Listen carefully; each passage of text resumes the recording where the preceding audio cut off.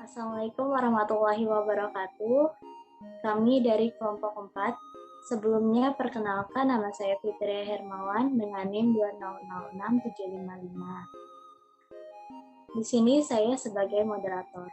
Kelompok 4 beranggotakan 5 orang, yaitu Andina Aisyah, Fitria Hermawan, Intan Duyanti, Nabila Aisyah, dan Siti Rahma.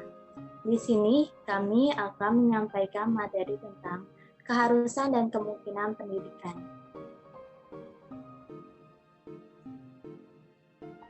Baik, materi yang pertama akan disampaikan oleh Saudari Andina. Kepada Saudari Andina, saya persilahkan.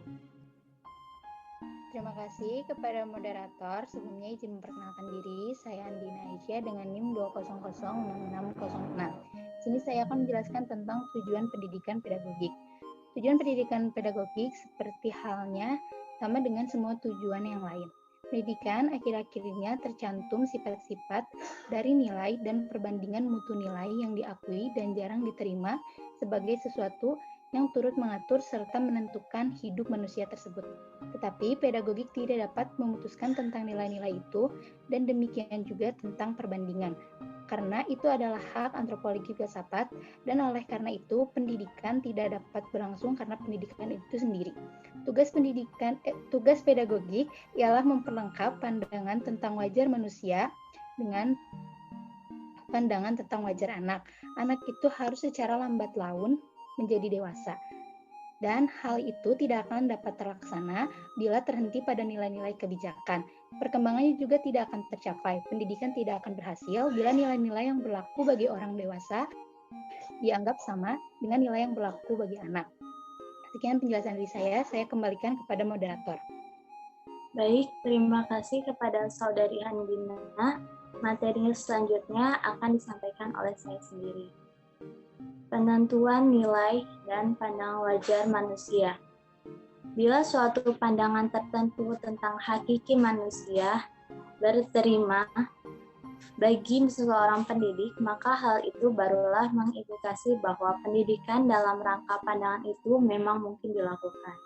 Jadi, bila ada suatu pandangan tentang manusia yang tidak bisa menerima bahwa manusia sebagai makhluk sosial, maka hal itu berarti manusia itu tidak bisa dipengaruhi. Mungkin dia dapat dipaksa, tetapi hal itu berarti bukan mendidik dan tak mungkin ada ilmu mendidik jika hal itu terjadi. Yang kedua yaitu bila terdapat pandangan kebalikannya, yakni menganggap sifat sosial manusia itu amat penting, sehingga ia kehilangan individualnya.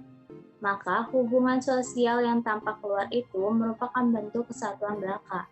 Pendidikan dalam hal ini berarti secara tidak sadar ada sesuatu yang berlaku dalam kolektivitas sosial tersebut. Baik, materi selanjutnya akan disampaikan oleh Saudari Intan. Kepada Saudari Intan, saya persilahkan. Baik, terima kasih kepada moderator. Di sini saya akan menjelaskan tentang tujuan pendidikan. Yang pertama, ada tujuan umum atau lengkap atau akhir atau total. Tujuan umum merupakan suatu yang akhirnya akan dicapai oleh pendidikan. Seperti dikemukakan di atas, kedewasaan merupakan tujuan pendidikan. Maka berarti semua aktivitas pendidikan harus diarahkan ke sana untuk mencapai tujuan umum tersebut. Semua manusia di dunia ingin mencapai tujuan itu, yaitu manusia dewasa. Jadi, jelasnya bahwa yang menjadi tujuan umum pendidikan adalah kedewasaan. Yang kedua, ada penghususan dari tujuan total itu. Tujuan khusus diartikan suatu penghususan dari tujuan umum. Seperti disebutkan bahwa tujuan umum kedewasaan adalah universal. Manusia dewasa yang universal itu diberi bentuk yang nyata berhubungan dengan kebangsaan, kebudayaan, agama, sistem politik, dan sebagainya. Demikianlah manusia dewasa di Indonesia memiliki ciri khas sesuai dengan falsafah hidup bangsa Indonesia yaitu Pancasila. Yang ketiga ada tujuan insidentil atau bersewaktu. Tujuan insidentil ialah tujuan yang menyangkut suatu peristiwa khusus. Boleh dikatakan sukar mencari hubungan antara tujuan insidentil dengan tujuan umum atau kedewasaan. Namun sebenarnya tujuan insidentil tersebut terarah kepada pencapaian tujuan umum. Yang keempat, ada tujuan sementara.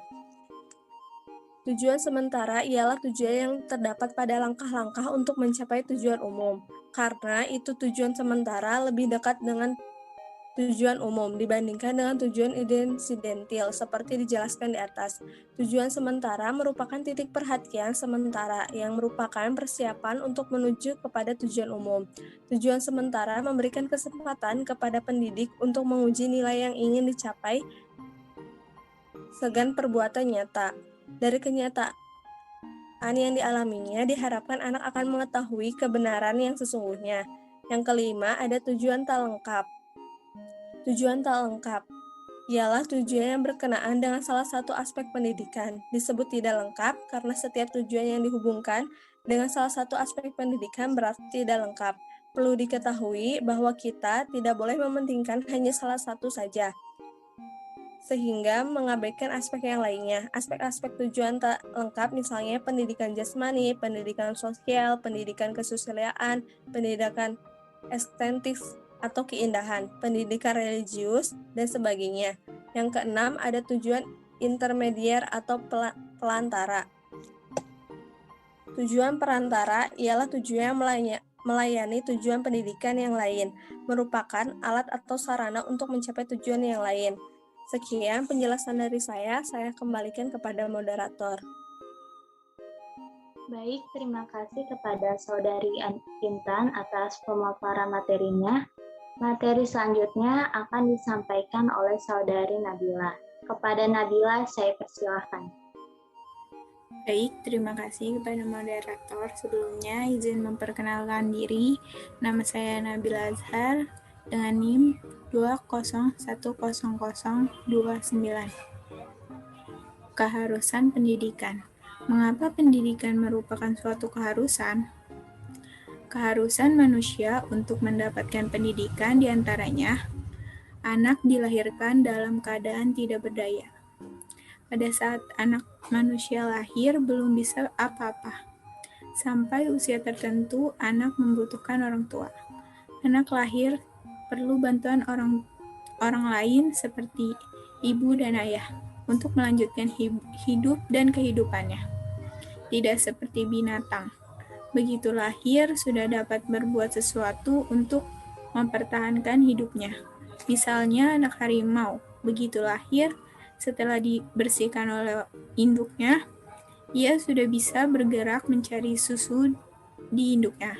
Hal tersebut tidak terjadi pada anak manusia, karena masa pendidikan manusia memerlukan waktu untuk beradaptasi pada lingkungannya.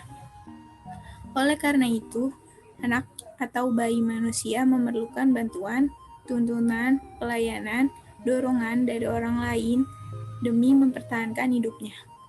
Yang kedua, manusia lahir tidak langsung dewasa. Untuk menjadi dewasa merupakan tujuan pendidikan dan memerlukan waktu lama. Pada manusia primitif, mungkin proses kedewasaan akan lebih pendek dibanding manusia modern. Pada manusia primitif, apabila seorang sudah dapat bertahan hidup, seperti berburu, bercocok tanam, dan mengenal nilai atau norma bermasyarakat, sudah dikatakan dewasa. Sedangkan manusia modern lebih kompleks. Karena untuk mengarungi kehidupan yang dewasa, manusia perlu persiapan. Bekal tersebut dapat berupa pendidikan, nilai-nilai, warisan pengetahuan, serta keterampilan kepada anak-anak kelak. Yang ketiga, manusia sebagai makhluk sosial. Manusia hakikatnya adalah makhluk sosial. Ia tidak akan menjadi manusia kalau tidak hidup dengan manusia lain. Lain halnya dengan hewan, seperti seekor kucing yang besar di lingkungan anjing akan tetap berperilaku seperti kucing. Kalau manusia bukan makhluk sosial, ia tidak hidup bersama orang lain dan akan hidup sendiri-sendiri. Maka manusia tidak akan beda dengan hewan. Yang keempat, manusia sebagai makhluk individu yang berdiri sendiri. Pengertian makhluk sosial tidak berarti individu tidak ada. Pengertian sosial diartikan bahwa manusia hidup bersama dalam kepribadian masing-masing. Ia masih tetap berdiri sendiri namun bersama dengan orang lain. Dengan kata lain, manusia hidup bersama namun tetap secara individu. Yang kelima, manusia sebagai makhluk yang dapat bertanggung jawab. Seorang manusia mampu atau tepatnya harus mampu bertanggung jawab atas segala perbuatannya. Karena setiap tindakan manusia membawa akibat dan seringkali menimpa orang lain. Karena kita hidup bersama dengan orang lain. Manusia dapat memperhitungkan akibat tindakannya, baik bagi dirinya maupun orang lain. Karena itu manusia patut dipintai pertanggungjawabannya atas segala perbuatannya, karena kita telah menduga dan mengerti yang akan terjadi akibatnya. Yang keenam, sifat manusia dan kemungkinan terjadinya pendidikan. Contohnya, seperti anak melihat orang tuanya menggosok gigi. Dengan rasa ingin tahu, si anak mengambil sikat gigi ibunya. Pada saat itulah, si ibu mencoba melatih anak untuk menggosok gigi.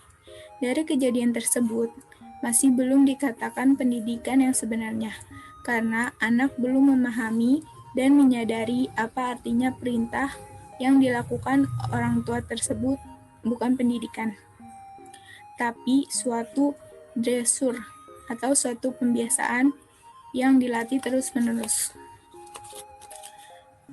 Jadi, dengan sifat anak suka meniru, suka bermain, bisa menerima pengaruh merupakan suatu keharusan pendidikan dari orang tua membimbingnya.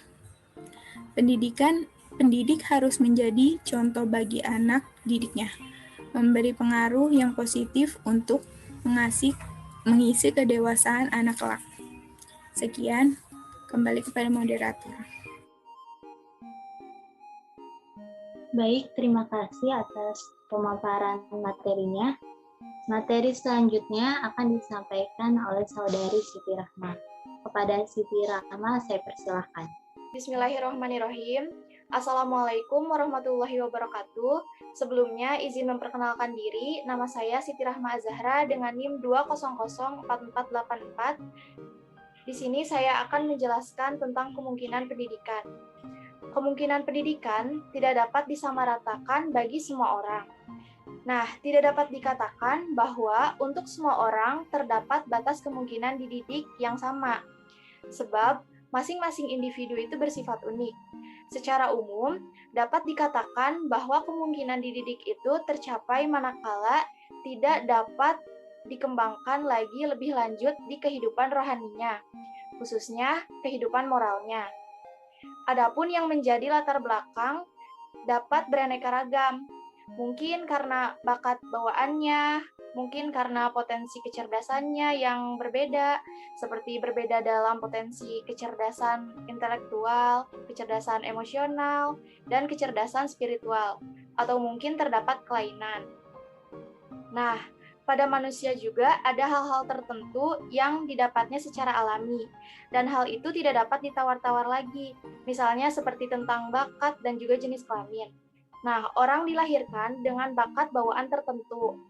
Hal ini di luar kemampuannya. Dan memang untuk hal-hal tersebut, orang tidak dapat diminta pertanggungjawabnya. Pendidik ini tidak dapat berbuat apa-apa dengan bakat itu. Dalam arti pendidik harus menolak bakat tersebut, atau sebaliknya, biarkan anak berkembang secara alamiah tanpa campur tangan pendidik. Tapi kita harus memberikan pendidikan kepada anak tersebut agar bisa mengembangkan bakatnya. Terima kasih, sekian dari saya. Dikembalikan kepada moderator. Terima kasih kepada Siti Rahma atas pemaparan materinya. Alhamdulillah, presentasi dari kelompok kami telah selesai. Mohon maaf apabila terjadi kesalahan, dan apabila ada yang belum dimengerti, kami persilakan untuk bertanya, perwakilan masing-masing kelompok satu pertanyaan. Terima kasih. Wassalamualaikum warahmatullahi wabarakatuh.